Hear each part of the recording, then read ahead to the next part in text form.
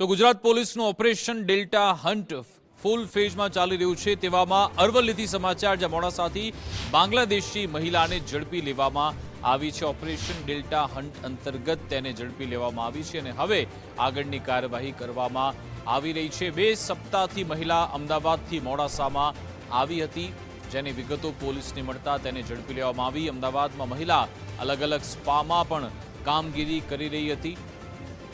એસઓજીની ટીમે college road પર Gulberg hotel નજીકથી તેની અટકાયત કરી લીધી છે।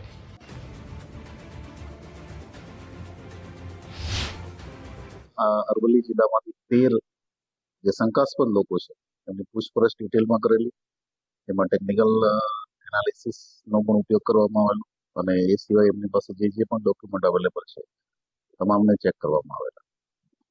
એ બધું ચેક કર્યા પછી 2 દિવસ પહેલા અમને નૂપુર ડોટર ઓફ નૂર મોહમ્મદ હવાલદાર, કે જે આમ તો અમદાવાદ રહે છે પણ છેલ્લા 2-3 અઠવાડિયાથી મોડાસા ખાતે આવેલા અને તેઓ મૂળ બાંગ્લાદેશના છે।